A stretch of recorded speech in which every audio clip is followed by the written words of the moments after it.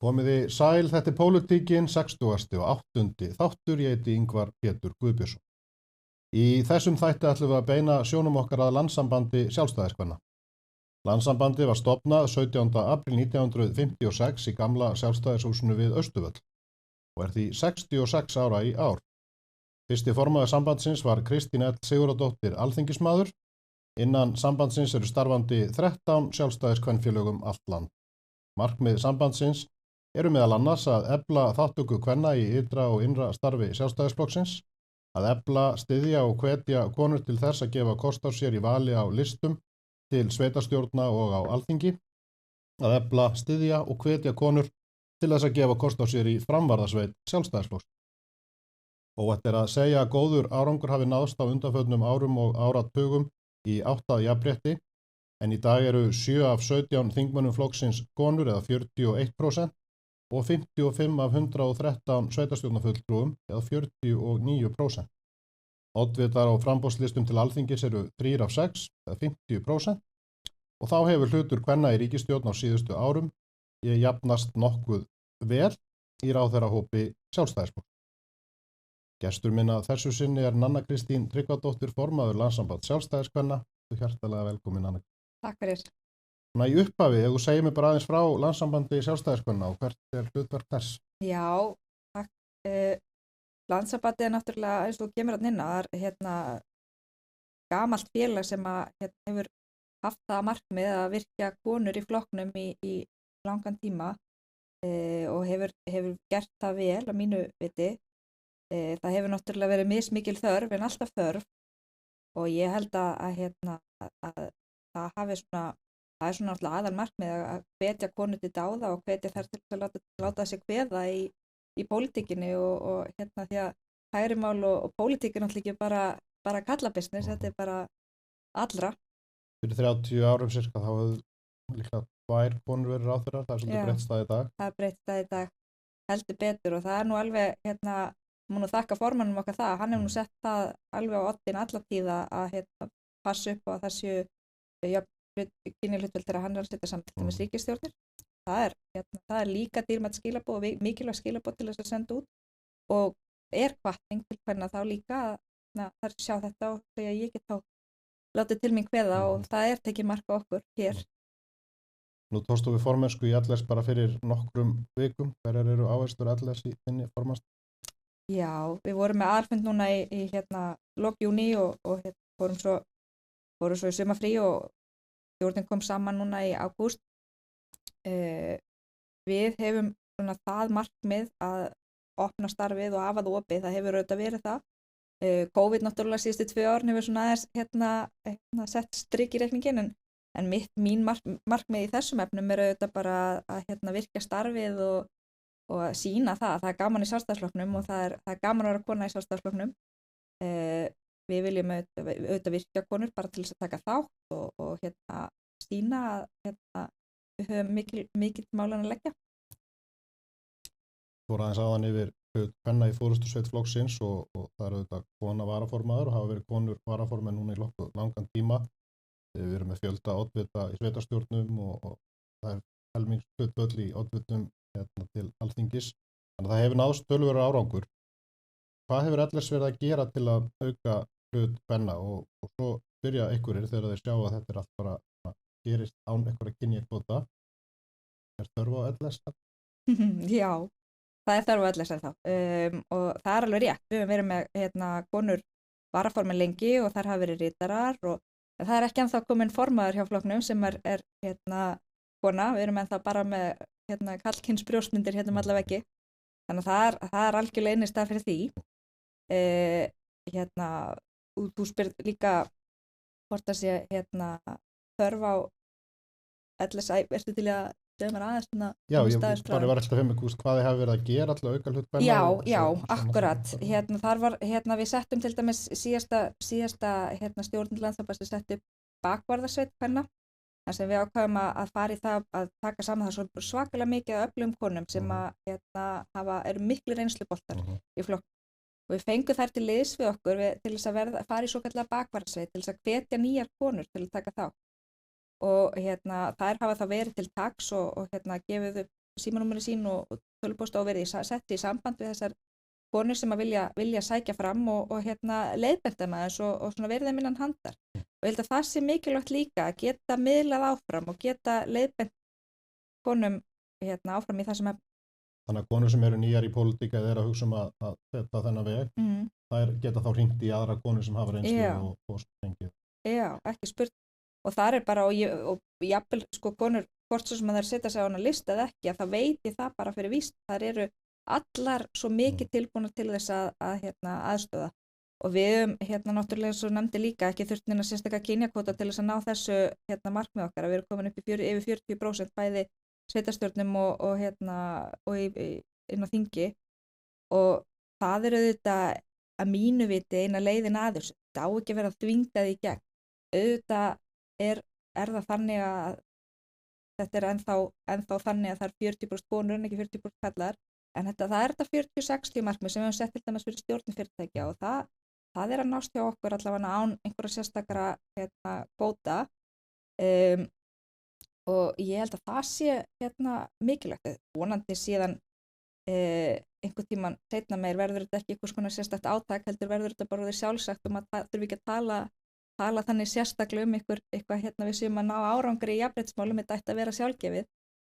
En við erum ennþá á þeim stað að við erum að berjast fyrir þessu og það er mikilvægt. Og svo sjáum við líka bara eins og í Bandaríkjunum sem hefur nú verið svona frelsistengjandi land í allavega vilja stimpla sig þannig.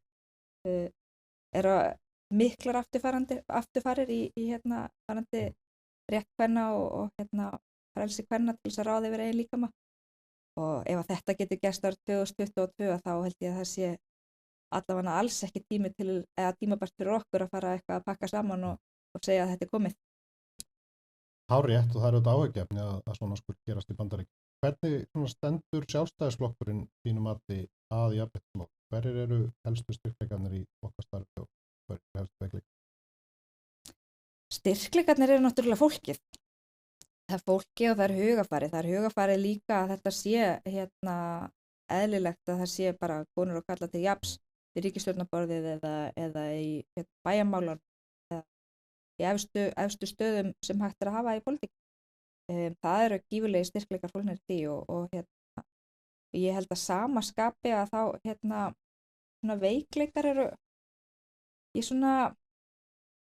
ég bara veit ekki alveg svarið við hverju veikleikarnir eru sérstaklega því ég held að við bara ef við fókusum á þessa styrkleika sem eru einhvern veginn að byggja okkur upp þá er okkur allir við færir í þessu málum. Getur flokkurinn gert eitthvað betur? Já, allt. Hann getur auðvitað svona lagt svona aukna áherslu á þessi mál en ég held að hann sé að gera vel og ég held að það er alltaf hægt að gera betur, það er alveg. Það er stundum talað að konur hafi minni áhuga og hafi sig síður fram í stjórnmálum. Það skýrir kannski hvers vegna það er ekki fleiri í framvarðarsveitinni þó það hafi verið að lagastelling. Er eitthvað til í þessu? Nei, ég held ekki. Ég held að sé ég held að konur hafi alveg jafn mikinn áhuga og kallar á þessu málum og ég held að bara alveg alls ekki síður. Þær kannski eru hafa gegnum árin verið uppteknar við bæði að sinna heimilu og starfi og hinni ýmsa eins og við þekkjum frá fyrir kynslóðum en ég held að það sé að breytast núna og ég allavega allar konur sem ég á í samskipti við og í tengslu við starfið ég held að það sé síður en svo eitthvað til. Stundum er talað að kallarnir hafi svona eða svona bakhjarla eða svona hóp í kringu sig meira en konur og virki það kannski meira svona tengslanett sitt. Já. Er eitthvað til í því? Eru konur ekki að nýta sín tengslanett? Ég held að konur geta alveg verið ragari við það. Ég held að það sé alveg til. Og ég held að þetta sé líka bara nýttur gróft. Það hefur einhvern veginn ekki verið þannig gegnum tíðina að það sé að tengslanetin hjá konum hafa kannski verið öðruvísi. Og en ég held að það sé hins vegar að breytast núna. Ég held að sé alveg svakalega mikið og mikilvægt fyrir konur að vera með sterk og öflug tengslanet í kringu sig og nýta það og ég held að það sé svona hægt og rólega að gerast að við erum að verða ófeimnari við það. Ég held að þetta sé alveg klálega eitthvað sem að hefur verið hjá köllunum bara mjög lengi og við þurfum líka bara að læra því og gera eins. Þetta virkar, tengslanetin eru dýrmætt og þar kemur allir slíka inn að við viljum vera svona félag sem að býður upp á það að þú getur komið og hitt konur sem eru samanstæði pólitík og þú og kynnst þeim og búið til eitthvað tengslanett í kringum það. Það er ekki þannig að viðburðir Landssambandsins séu bara fyrir stjórnarkonur eða konur sem eru mjög virkar innan flokksins, það eru fyrir alla konur sem hafa einhvern áhuga á pólitík eða hægri málefnum og vilja koma og hitta aðrar samskonar þenkjandi konur. Það landsfundur framundan, eitthvað sérstakt sem að þið svona munið leggja áherslu á þeim fund? Já, það landsfundur framundan, það er loksins. Já, við höfum nú gert það reglulega á landsfundi að vera með svona einhverjar áherslur. Við höfum nú eftir að þessu sagði stjórnin tiltölulega nýkomin saman en við höfum svona eftir að setjast niður og fara yfir það hvað við nákvæmlega við viljum gera. En við verðum með eitthvað og ég vona því að við látum eitthvað að kveða þarna og eins og áður. Við munum vonandi ekki fara fram hjá fólki á fundinum. Golfmót í næstu viku? Já. Það er metþátttaka, jú, það er bara, erum einmitt bara að fara yfir skráningarna núna. Það eru, ég held að sé bara orðið uppselt, það var kláraðist á 2 dögum bara, að fylla í öll hol og meira til. Þetta verður einhverjar 100 konur sennilega sem koma saman í næstu viku og spila golf. Það er alltaf rosalega skemmtilegt í golfmótinu. Og þetta er alveg orðið þannig viðburður að það er bara beðið eftir þessu með eftirvæntingu og konur eru farnar að láta í sér heyra mörgum vikum fyrir skráningu og spyrja hver sé nú eiginlega hægt að skrá sig. Svo er þetta nú algjörar neglur líka þessi sem er í golfnefndinni hjá okkur sem er að hafa veg og vandi við að skipuleggja þetta og safna vinningum og plana allt frá A til Ö. Það er ekkert smá dýrmætt að hafa þann hóp líka til taks að tækja það. Það var aðalfundur hjá Hvötum daginn og með þáttaka velti maður fyrir sér 13 starfandi félög og hvert eiga konur sem hafa áhuga á að taka þátt í starfi Landssambandsins. Hvar er vettvangurinn til þess að koma inn í starfið? Já, rosalega gaman að sjá svona stóran fund hjá Hvötum daginn og þessi félög eru nú þau eru allt land og í eiginlega flestum sveitarfélögum geta konur nú fundið félag til þess að sækja í. Það er nú líka bara hægt að senda okkur við línu, við erum bæði á Facebook og LS@XD. Þannig að ef að konur eru áhugasamar að koma bara og mæta þá tökum við því fagnandi og við getum það alltaf leiðbent eftir hvar þær búa, hvort það séu í Hvöt eða Vorboða eða Vörn og Akureyri eða hvar það er.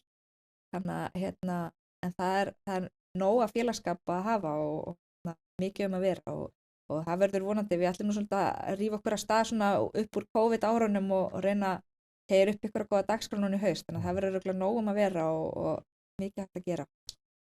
Það fylgist með ykkur þar, svona kannski bara lokum, af hverju ættu konur og þá ekki síst ungar konur að taka þátt í þetta?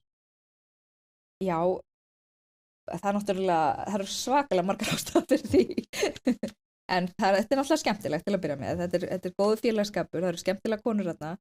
Þetta er vettvangur til að koma og svona láta þessi kveða og kynnast og virka tengslanetti eins og við ræddum og það er nóg að vera. Það er fullt af ástæðum fyrir að gera það. Spurning.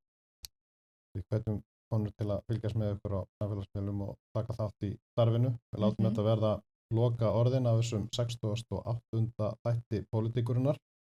Innilega þakkir fyrir komuna, Nanna Kristín, gangi ykkur vel á vettvangi Landssambands sjálfstæðiskvenna. Ykkur sem hafið hort og hlustað þakka ég samfylgdina, lifið heil.